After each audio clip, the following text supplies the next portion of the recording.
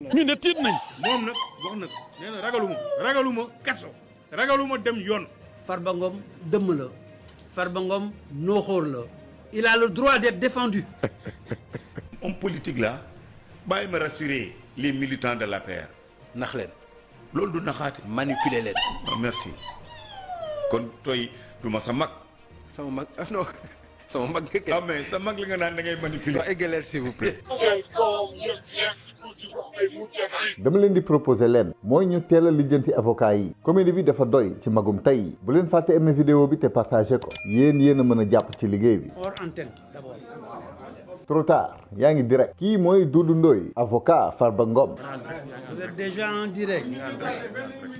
Bon, c'est bien que vous soyez en direct. waaw yaa ngi direct père nga baal ma nag mais man Mangasi rek nga may jox permettez-moi s'il vous plaît avec le respect ma woowee la Mangasi. Voilà, c'est ça que tu devais me demander. li nga xam ne tey moo tax ñun ñu woo leen parce que ñun ñoo leen woo kaneen woowu leen ñun ay avocats lañu nous ne sommes que des avocats et nous ne sommes rien d'autre que des avocats. avocat un jour avocat toujours pour yéen ñi déggul nasaraan si Mangasi nee na ay avocat lañu te ay avocat rek la ñuy doon maanaam pas de connotation politique. Nous défendons des droits et des libertés. maanaam daal àq ak yelleef yii la Mangasi di teewal. dañuy défendre ay nit si lañu moom ak si lañuy ñàkk. nous défendons tous les êtres humains quel que soit ce qu'ils sont catholiques musulmans bouddhistes politiciens pas politiciens êtres humains. nee na nag être humain maanaam doomu aadama ak koo mënti doon yow la Mangasi di défendre. nit dans une société si dëkkam ay loi yore ko war a yore njabootam war a yore doomam war a yore dëkkandoom loolu nag yoon moo koy atte yoon moo koy tëral c'est ñun avocat yoon dong lañ fi nekkeew ñu fi leneen. on a compris yoon la fi nekkal ñoo ko déggandoo. nous portons la robe d'avocat aujourd'hui c'est en qualité d'avocat que je parle je pouvais parler pour une autre qualité que vous connaissez de moi mais c'est l'avocat qui parle et c'est l'avocat qui est à mes côtés. nee na nag ñoom ay avocat lañu te avocat rek la ñuy doon jàppaleen lii waaye nag moom Mangasi mënoon na taxawee neneen te nee na taxawaayam boobu xam nañ ko ci waaye tey nag avocat la. nous avons entendu depuis une dizaine de jours des milliers de voix au Sénégal qui sont dirigées sur une seule personne monsieur Farba Ngom. nee na wax ji bari na lépp jëm ci Farba Ngom ce cher Farba Ngom xaritu Aïssatou. Qu'est-ce qu'il a fait? Je ne le sais pas. Moi qui parle, je ne sais pas ce qu'il a fait. Mais je vois dans les télévisions. ñu ngi gis ci télévision yi. ñu ngi dégg ci rajo yi. ñu ngi jàng dans les journaux. Farba Ngom def na lii. Farba Ngom def na laa. Farba Ngom dëmm la. Farba Ngom nooxóor la. Il a le droit d'être défendu. C'est la Constitution qui dit, la Constitution du Sénégal moo ne. droit de défense est un droit absolu à tous les stades de la procédure. nee na nag ñooñu ñëpp nee nañu Farba def na lii def na laa dëmm la nooxóor la te ñoom nag ay nit la ñuy taxawal pas de dëmm nii de nooxóor Mangasi nee na sax dolli ci ñoom dañoo woote ngir wax waaye li ñu war a wax sax nag en fait dëgg-dëgg ñoom sax xamuñu ko xamuñ ci lan la ñu war a défendre Farba waaye dinañ ko jëlal défense. Et la défense est absolue. Personne ne peut l'empêcher.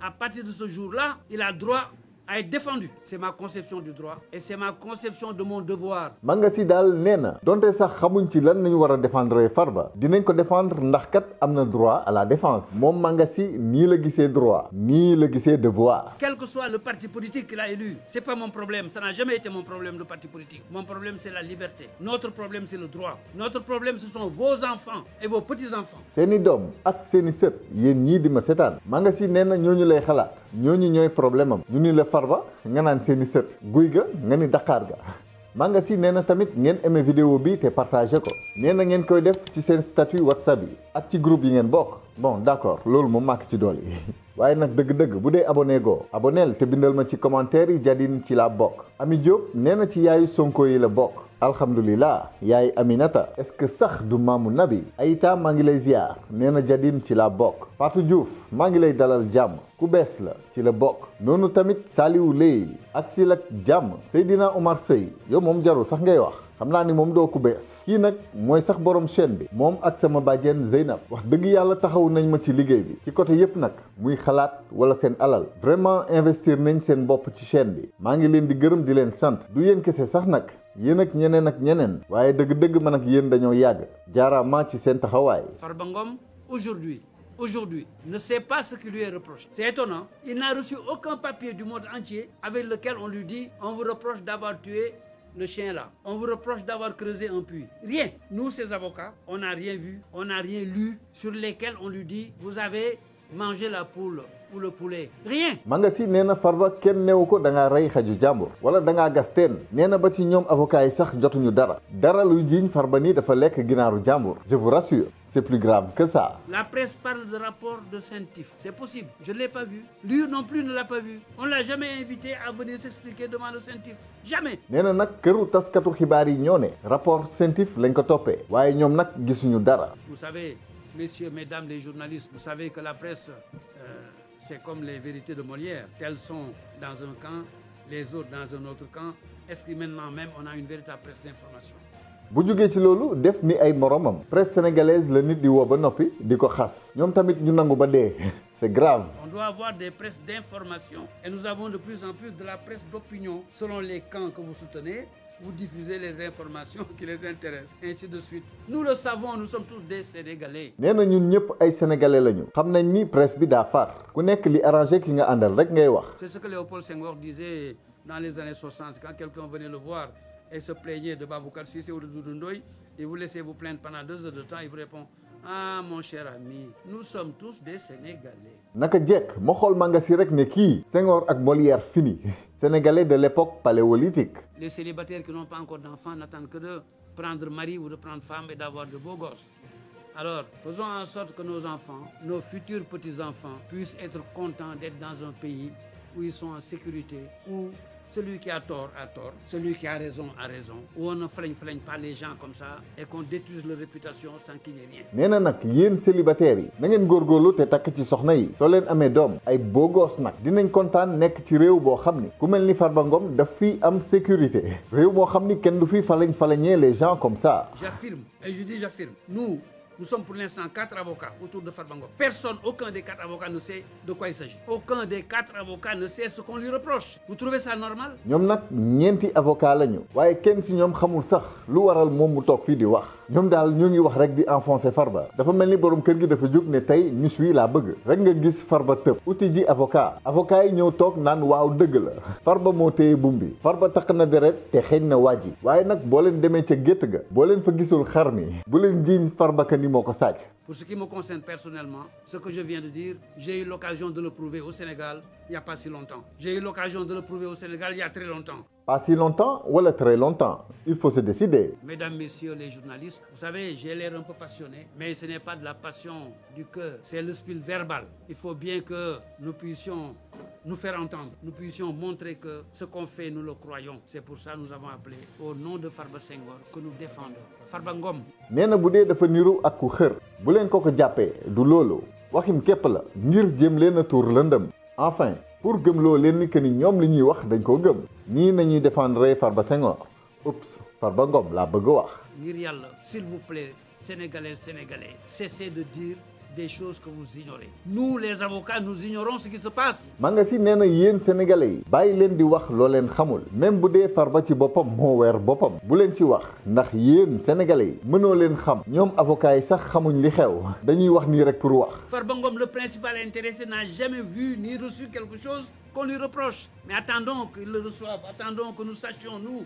Et en ce moment, tout le monde pourra parler. Mais chacun se fait savant, toujours savant dans tout. Que ça cesse un peu, s'il vous plaît. S'il est coupable, il sera condamné. Est-ce que je suis clair? Clair comme ndoxu roche. Mangasi nee na yéen sénégalais yi na ngeen bàyyi xam-xam lu bi Farba sax bàyyi mbili gi xamul ñoom avocats yi xamuñu kon yéen lan ngeen mën a xam yaa xayti. S'il a tort, il sera poursuivi. Est-ce que je suis clair? Mais attendez qu'il ait tort ou qu'il soit coupable. Sinon demain vous serez tous coupables, hein? Faites attention. Tant que la culpabilité n'a pas été recherchée, trouvée, démontrée, vous serez tous coupables. Nous serons tous coupables. Mangasi nee na ngeen mandu ndax Farba kat bu dee coupable di nga coupable yow mi di seetaan moom Mangasi coupable man Jadine coupable surtout nag yow mi di seetaan te abonné go lan ngay xaar yaa xayti abonnel gaaw te nga bindal ma ci commentaire yi Jadine ci la bokk.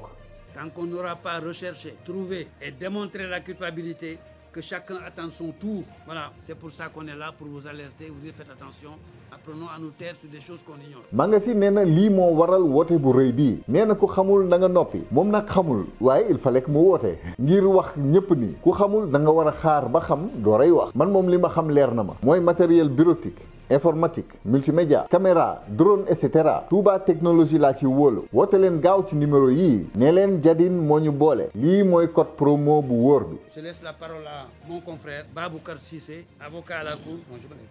Il vient à ma place occuper sa place. Babacar vient à sa place pour occuper sa place. Manga si déjà amul dara lu ñu mën a comprendre ci li muy wax. Rien. waaye teg ci il veut se faire disciple de Molière et même avocat du diable par la même occasion. waaye nag wax dëgg yàlla li muy wax amul sens. avec tout le respect que je vous dois monsieur Manga Sy tënk ko ci wolof s'il vous plaît. wolof sànq ba tey maa leen di wax wolof ngeen may wolof yéen bëgg a dégg français.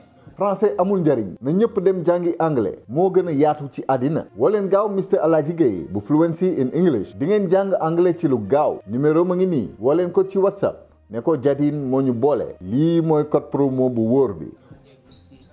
waaw yow ngeen gën ma dégg français xam naa ne direct la mais na ma réew mi dégg may waxtaan ak réew mi. waaw waxal rek yow kay Manga Sy réew mi est tout oui.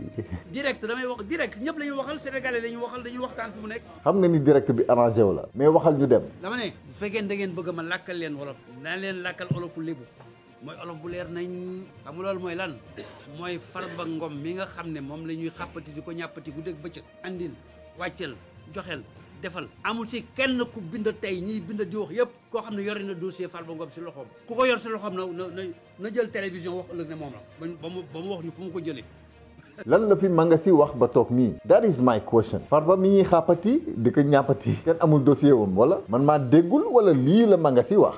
waaye ngir yàlla bu fekkee da ngay kilifa yore loo xam ne man nga si topp nit ñu jox la ko nga xalaat sa xalaatu bopp nag ne mooma sa xalaat la sa xalaatu bopp parce que xalaat bu nekk am na beneen bu muy janool bés sa xalaatu bopp ne mooma waaye ngir yàlla balaa ngay yëkkati di yóbbu foo xam ne dañ koy toroxal mais yoon may na la nga ne ko kaay bu ñëwee nga ne ko dossier baa ngi nii nee nañ ma yaa def lii wan ma ne yaa ko def wala wan ma defoo ko. problème bi mooy type de sénégalais bii ñoom dañoo jàpp ni ñoo gën a xam ñoo gën a muus ñëpp dans leur fort intérieur nag dëgg la ci ñoom ndax lii lañ leen jàngal dañoo jàpp ni ñun sénégalais yi ñun askan bi comme jànguñu ñoom li ñu jàng ñun ay mouton lañu ay xar daal maanaam jàng leen ngeen bañ. nit boo topp si àddina loo koy toppee lu mu doon nga am na ko nar a xañ dara nii la war a demee contradictoire mooy day ñëw toog nga toog ñuy teg kay ji di wax mu naan man la du man yow la du kii kële la nii la nu mu demee ne le naa ba nga dem nag ba mu wóor na le moom la wante doo xëy suba rek sa xalaatu bopp yow kenn nag bu matadi man ni ma matadee man kenn sama xalaat ma ne waaye diw la waaye borom casquette bu bëla bii la moom mii moo rey journaliste yëpp booy kaay yow nga ñëw ma ne ay ca kaso. Manga Sy nee na daf leen di jàngal yoon waaye nag rax na tuuti manipulation waaye bu soobee yàlla à mbong et demi la tubaab wax ñun nga fiy fekk ñun ñi jaar ci formation maître El Hadj Diouf doo ñu jaaxal. àddina bi dañu signé ay convention nit doo ko fekk fa mu toog nga wàññi dooleem wàññi alalam wàññi trangaam wàññi turam te toogul mu toog nga ne ko lii la mu ne lële la ku ko def violé nga convention internationale yëpp bés boo ko condamné àddina bi dal sa kaw. li ñu wax nii bi ko réew mi soxlaa ko wax ñoom kenn déggu leen waaye nag préparel Farba ay lay jar na lu nekk. c'est Farba Ngom mosuñu ko woo benn yoon fu mu mënti doon ne ko yow yaa def lii lu mu doon nag laa wax moom daal tey moo ko yéen a yem turam rek lay dégg rek ñu naan xàppati ay ko loolu jaadu na mais dafa jaaduwul fenn. xàppati ak ñàppati jaaduwul naam waaye nag Manga Sy ku ñu fay nga xunn daa fekk li nga leblee xasaw ku ñëpp tufli nag ba yow sa bopp nga ànd ci tufli sa bopp wax dëgg yàlla di nga tooy. amee kii ba tey kenn woowu ko si dara si àddina bi nga ko amee sa ñu ngay yëkkati immunité parlementaire am ki nga xam ne yéen a ko woteel yéen ñëpp ñu ngi koy xañ seen wote lañ koy xañ fi mu nekk la seen wote jur seen wote dafa jur ne député la c'est député kenn du ko topp bu fekkee ne yëkkatiwuñu la ngeen ko dénk yéen waaw ñu ngi ko koy yëkkatil pour ñu mën koo sànk sa yéen a ko woteel ak ku ko woteelul benn la parce que kenn mënul wax ne diw laa woteel ba léegi ka nga woteel tam dañ ko def. li lay wan ni manipulation rax na ci waaye yow Farba mënuñ ko woote dindi wuñu malaanu kiiraayam waaw ñu koy dindi ngeen ni xamu leen liñ ko jiiñ ndax kon waroo leen xaar ba yoon wax ngeen di dooray wax est-ce que sax du affaire bu concerné wul sax nag li ñuy xalaat est-ce que Farba amelul nit xaalis kooku soulevé waat dossier bi ginnaaw Macky Sall on ne sait pas. c'est yéen ñiy somme fii yëpp. man passé naa semence am naa juróom-ñetti fukki at yu passé dee rek ma dese dee gu yàgg nag ñëwagul nag mais moo fi des déedéet wóor na ma ne ñëwagul déedéet doon tax xool leen ma Tunkara dafa wax nag keroog lu am solo nee na ca 1988 Abdou Diouf dafa ni woon jeunesse bu malsaine moo am ci réew mi ma laaj nag nii ani jeunesse boobu tey ani ndaw yooyu tey ndax du ñooy mag yi toog tey ci plateau yi di nax sénégalais yi. That is the question. J'ai 80 ans yu passé juróomi weer yéen ñëpp maa leen gën a nekk gune fi mu nekk ci sama yaram lan la fu ma jëm deewaguma tey deewuma ëllëg mais nag dee laay waxtaanal sañ naa di waxtaan ak moom fanweeri at mais yéen la ngeen di waxtaan tey mooy ut liggéey ut dara loo leen jàpp mais bu dëkk bi amul sécurité juridique dama ne di ngeen fi sonn yàgg sonn mooy sama conception d'homme politique. liggéeyal ba mel ni doo fi mës a jóge waaye nag jaamul sa borom ba mel ni tey ngay dee képp ko xam ni mu yàgg wala mu yéex di nga dee wax dëgg yàlla war ngaa mën a yeesal sa taxawaay ci dunia surtout nag bu la leeree que ni y a pas de retour en arrière mag yi war a defar tey ñoom ñooy yàq ñi waroon xalaat dee ñoom ñoo la gën a bëgg àddina c'est grave.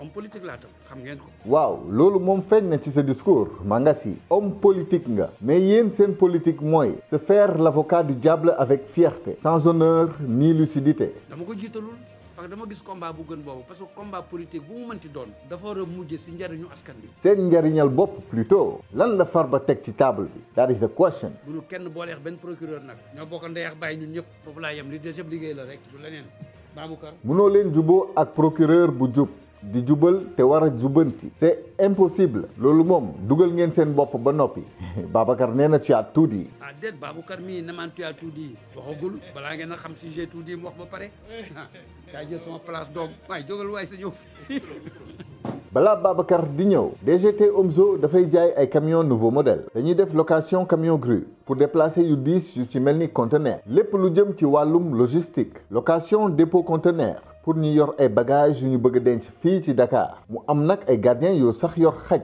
attention lépp rek ngir sàmmal leen seen alal bu baax shipping mooy képp ku yor véhicule poids lourd ca Angleterre bëgg mu ñëw Sénégal woowal DGT Omzo ci numéro yi 77 242 78 78 wala 78 597 62 62 bu leen fàtte nag képp ku ma leen booleel boo leen ko woowee ne leen ko Jadine moo ñu boole lii mooy code promo bu wóor bi. lu ma mën a wax ci wolof mooy doyen Doudou Ndoye wax na lépp dama ci yokk. doyen waxu fi dara nag boo ci bëggee yokk dara vraiment bonne chance quoi. lu ma mën a yokk mooy Farba Ngom moo ñu consulter comme avocat pour défendre ko ci loo xam ne ne mi ngi ñëw. ana xar mi nga bàyyi bumbi yow cin fëqul bëndul nga ne da ngay défendre nit ki ci yax mi ne mes yéen kii vous a sonné ba ngeen di ubbi lu fi jar jiitu paaka ci mbaram yéen ñi xamul dara mbaadu da ngeen xam lu ñu xamul. Farba Ngom la ñuy viser directement ne dafa luubal 125 milliards. alors kon accusation am na kon kay yéen xam ngeen lii ñëw loolu baax na. comme Farba Ngom lañ ko viser peut-être que dañ ko def exprès maanaam sandi lii opinion publique bi jël ko yaakaar ne Farba Ngom dafa sàcc 125 milliards. maanaam daal manipulation. mais bu dee c'est pas sérieux kay. jarul woon woote. yéen da ngeen gën a enfoncer Farba. ci koo xam ne musul nekk ministre musul nekk conseiller musul gérer deniers publics. kooku lu mu mën a luubal alalu réew mi 125 milliards loolu amul. ok alors affaire classée ne leen jàll ci leneen avocat Farba yi démentir nañu nee nañ loolu amul kon boog basta. mais Farba Ngom toogul parce que nit ki aussi duñ la tuumaal loo xam ne déjà dañ ko annoncé dans la presse. déjà ñi ngi jéem a lever sa immunité parlementaire mooy maanaam sa malaan kiiraay ni ñu koy waxee donc c'est-à-dire en fait yow dañ la bëgg a simi set wet ba pare jël la nag jëbal la yoon. procédure normale bi la avocat Farba yi bëgg diaboliser ci teel après lu xew ñoom ñooy toogaat ne leen gis ngeen waxoon nañ leen ko man bëgg naa xam kañ la xeet wii di jàppee sénégalais yi ay nit on mérite le respect nag jot na. moom nag wax na ko nee na ragaluma kaso ragaluma dem yoon te pare naa pour loolu pare naa nag pour défendre pare naa pour répondre du ma daw du ma dem fenn. bu dee deful dara kay lu muy ragal ku ko ni day dem kaso sax pourquoi Farba di juger boppam bay condamner boppam lan ngeen di daw bay daanu. parce que am na possibilité génn dëkk bi amoon na possibilité génn dëkk bi moom am na possibilité dem Agnam dem toog foofu booy jeunes yi Matam yëpp région bi yëpp gars yëpp génn ci protéger ko. pourquoi génn dëkk bi pourquoi dem Agnam pourquoi génne booy yi Farba lan la def bay soxla protection. lu muy def mooy buñ ko woowee mu dem wuy parce que moom géré wul deniers publics tey dossier bii. bu ñu naree gëstu bu ñu naree creuser ñu bëree dinañ daanu fii ñu bëree dëkk bi moom dañ fi daan. lan la Farba def ba ñu naan dina wuyu ci est-ce que logique ngeen est-ce que dossier bi dafa garaaw ba tax ngeen naan buñ ko creuser ñu bëri dinañ daanu kon mbir am na merci de nous le faire savoir. donc je pense que balaa ngay def dara il faut nga réfléchir. surtout nag balaa ngay wax il faut réfléchir ngeen baal ma du samay kàddu su leen ngeen Farba 10 000 problèmes te yëgu leen ko. lu ñu bëgg a def mooy lan jël ko jox ko juge d'instruction directement juge d'instruction bi inculpé ko pour blanchiment de capitaux jël ko placé ko sous mandat de dépôt après nag ñu dem on va mener l'instruction pour voir ndax luñ ko tuumal am na wala amul boobaa tu auras perdu là-bas 6 mois 1 an de détention manipulation rien d'autre bu dee li ngeen ne moom nañ ko nar a tuumaal amul alors pourquoi ñu bari di war a daanu est-ce que sax ñii ñoo ngi dégg seen bopp ñun lu ñu bëgg a éviter nag mooy ñu jël ko taxañ ko sandi ko kaso et pare nag ne dañuy gëstu affaire yi donc c'est pourquoi ñu def communiqué bi pour alerter l'opinion publique nationale et internationale lii mooy wane ni loolu yàgg naa am ci réew mi waaye ñoom ñii boobu fan nañu nekkoon lan la Farba teg ci table bi ba mu jaral leen lii il faut se poser la question pour le moment amul procédure judiciaire à proprement parler mais Farba nee na damay consulter collectif avocat te avocat yi nag ñoom laa jël pour que ñu défendre ma au cas où ñu may poursuivre au cas où procureur financier convoqué ma bu may convoqué nag damay ànd ak samay avocat maanaam moom xam na li koy xaar mais yéen lay sacrifier xam na ni yéen doo leen ruus toog di défendre le diable di défendre l'indéfendable di layal l'inlayalable bu jëloon ku mel ni maître El Hadj Diouf dafay flagrant trop que ni ay caaxaan la ce n'est que du cinéma moo tax mu ni xaaral ma jël ñoo xam ni ils seront malléables et manipulables à merci bon à merci moom waxin la rek Farba moom dina am lu mu teg ci table bi lan wala ñaata la seen honneur di jar nag loolu mooy question bi. mbokk yi dama bëgg wax rek ne gis nañ ci journalu tey ne am na koo xam ne kilifa la ci monde des affaires liggéey xaalis ci Sénégal koo xam ne moom la ñu jiiñ léegi 125 milliards jiiñ laa wax de waxuma moo ko def moom lañ ko jiiñ ku nu jiiñ nag ki ko jiiñ moo war a wane wante léegi jiiñatuñ ko Farba Ngom 125 milliards bi kenn jiiñatu ko Farba Ngom parce que li ñu gis yëpp presse la kenn jiiñatu ko presse bi day jiiñatu ko keneen la ko jiiñ kon boog lu des si jiiñu Farba Ngom yi benn 2 milliards benn 1 milliard 200 benn 300 millions muy 3 milliards et quelque waaye mais loolu liggéey bi Farba Ngom di liggéey ak ña mu koy liggéeyal waaye ñu fay ko 3 milliards yoo mën a est-ce que gis ngeen ni Mangasi di foowee suñu xel yi pour moom nii mën nañoo manipuler ñoom seen toogaay bi ci boppam amul sens te moom Mangasi xam na ko africain yi am 500 milliards c'est liggéey ko duñu jeex c'est liggéey ko laa wax duñu jeex américain bi am 10 000 milliards c'est liggéey ko xam ngeen ko c'est du benn de c'est du kenn rek de c'est du benn américain rek de lu ma téeméeri américain am nañ ku nekk lépp 1000 milliards 1000 milliards de dollars laa wax de waxuma CFA pour ñoom CFA du xaalis dollar ay xaalis am côté liggéey ko nga wax loolu moom leer na waaye Farba lan la fi liggéey lii la war a prouver 3 milliards bu dee sax CFA 3 milliards nga wax yaa ko wàññi nii basé ko ci presse bi 1000 milliards de dollars laa wax de lu ma téeméeri américain am nañ ko c'est naqadiwul benn américain waaw ñun lu tax 3 milliards CFA kese nga xam ne du xaalis ci Amérique du dara di ñu naqadi xanaa bëgguñu tekki dara ëllëg waaye ngir yàlla nañ yéene suñuy njaboot ñu am dara parce que njaboot gu amul dara njaboot gu ñàkk rek a fi nekk ban tukki Mangasi waxatul kon 125 milliards nee na léegi 3 milliards la te 3 milliards du dara ci Amérique war nañ koo mën a yéene Farba xam naa bàyyee ko léegi nag homme politique ay wax avocat waxatul homme politique ay wax dégg ngeen li ma wax avocat waxatul homme politique ay wax Sénégal ñun ñëpp léegi xam nañ fan la ñuy teg politique pour ñoom politique mooy wax lu amul se faire l'avocat du diable pour tes propres intérêts crypto personnels ku am rek ñu la sàcc nga ku yor ñu ne la sàcc nga loolu jaaduwul ku am yor mën nañ ko ne amul sa lempo fayal dagan na Amérique boo amee fayoo lempo di nga am problème yi dul jeex parce que impôt boobu mooy tax gouvernement bi am xaalis bu mu ñu may ñun